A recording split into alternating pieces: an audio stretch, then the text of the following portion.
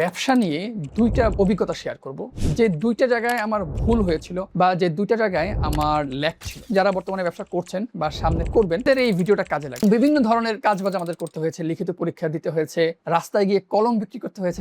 10 জনের নাম লিখবেন এবং আগামী 20 মিনিটের মধ্যে এই 10 জনের কাছ থেকে টাকা চাইবেন। 20 মিনিটে 5 লক্ষ টাকা উঠেছে। আসলে নেটওয়ার্কিং জিনিসটা কি? মানে ব্যবসার জন্য ইমার্জেন্সি ফান্ড আপনাকে রাখতে হবে। আসসালামু আলাইকুম রহমতুল্লাহ, আমি ইমরান হোসেন নাইম। আজকে আমি আপনাদেরকে ব্যবসা নিয়ে দুইটা অভিজ্ঞতা শেয়ার করব, যে দুইটা জায়গায় আমার ভুল হয়েছিল বা যে দুইটা জায়গায় আমার ল্যাক ছিল। আশা করি যারা বর্তমানে ব্যবসা করছেন বা সামনে করবেন তাদের এই ভিডিওটা কাজে লাগে। আপনারা অনেকেই অন্যরকম উদ্যোক্তা এক্সেলারেশন প্রোগ্রাম সম্পর্কে জানেন। তো গত বছর আমি সেখানে অ্যাপ্লাই করেছিলাম এবং ফাইনাল রাউন্ড পর্যন্ত আমি মোটামুটি চলে গিয়েছিলাম। সো ফাইনাল রাউন্ডে তাদের একটা ডে লং একটা ওয়ার্কশপ ছিল। এটাকে আমরা ওয়ার্কশপ বলবো নাকি একটা পরীক্ষার মতো ছিল আর কি। একেবারে সকাল 7টা থেকে নিয়ে রাত 8টা পর্যন্ত তাদের ওখানে আমরা ছিলাম এবং বিভিন্ন ধরনের কাজবাজ আমাদের করতে হয়েছে, লিখিত পরীক্ষা দিতে হয়েছে, রাস্তায় গিয়ে কলম বিক্রি করতে হয়েছে। খুবই মজার বিষয় ছিল।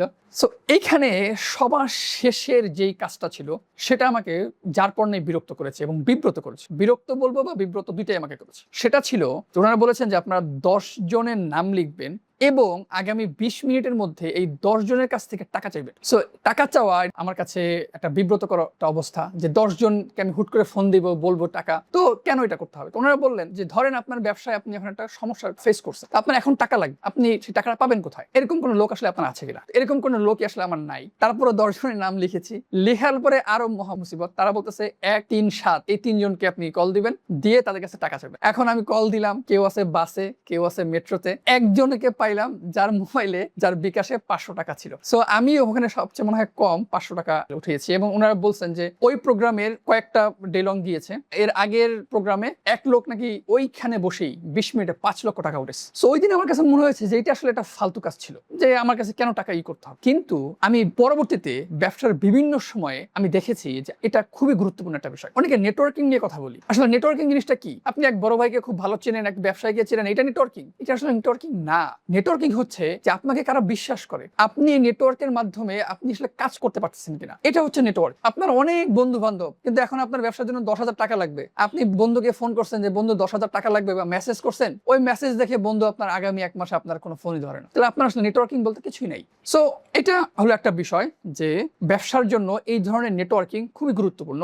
আমার ব্যবসার ক্ষেত্রে আমি বিভিন্ন সময় দেখেছি যে আমি ওয়েবসাইট করব, এখন আমার টাকা দরকার, টাকাটা আসলে আমি কোথায় পাবো? এটা হলো প্রথম বিষয়, নেটওয়ার্কিং বিষয়। দ্বিতীয় যে বিষয়টা বলবো সেটা হচ্ছে রিজার্ভ ফান্ড রাখা বা ইমার্জেন্সি ফান্ড রাখা ব্যবসার জন্য। আমরা মানুষরা যেমন আমাদের নিজেদের জন্য ইমার্জেন্সি ফান্ড রাখি, তেমনি আপনার ব্যবসার জন্য ইমার্জেন্সি ফান্ড আপনাকে রাখতে হবে, যাতে আপনার যদি ওই নেটওয়ার্কিং না থাকে, আপনি যেন ওই ইমার্জেন্সি ফান্ড থেকে আপনার প্রয়োজনীয় জিনিসটা করতে পারেন। দেখা গেল আপনি ব্যবসা করছেন, এখন একটা সিজন আসছে বা একটা জিনিস চলতেছে, এই মুহূর্তে একটা খ্যাপ মারা দরকার বা ঝোপ বুঝে একটা কোপ মারা দরকার, কিন্তু আপনার কাছে সেই টাকাটা নাই। তাহলে কিন্তু আপনি ঝোপ বুঝে কোপটা মারতে পারতেছেন না। আপনার নেটওয়ার্কিংও নাই, আপনার রিজার্ভ ফান্ডও নেই। এই দুটো জিনিসই আমার ল্যাকিংস আছে, ওই ধরনের নেটওয়ার্কিং এবং এই ধরনের রিজার্ভ ফান্ড। এই দুইটার কারণে আমার ব্যবসায় আমি বিভিন্ন সময়ে স্কেল করতে গিয়ে বা বিভিন্ন পদক্ষেপ নিতে গিয়ে আমি আসলে বাধার সম্মুখীন হয়েছি। সো যারা ব্যবসা সামনে করবেন বা করছেন, তারা আশা করি এটা রিলেট করতে পারবেন। যারা করছেন, যারা সামনে করবেন, তারা এইভাবে আগাবেন যে আপনার এই ধরনের কিছু নেটওয়ার্কিং তৈরি হয় কিনা, এবং ব্যবসা শুরু করার পর অবশ্যই কিছু রিজার্ভ ফান্ড রাখবেন। আবার দেখা হবে ইনশাআল্লাহ পরবর্তী কোনো ভিডিওতে। সে পর্যন্ত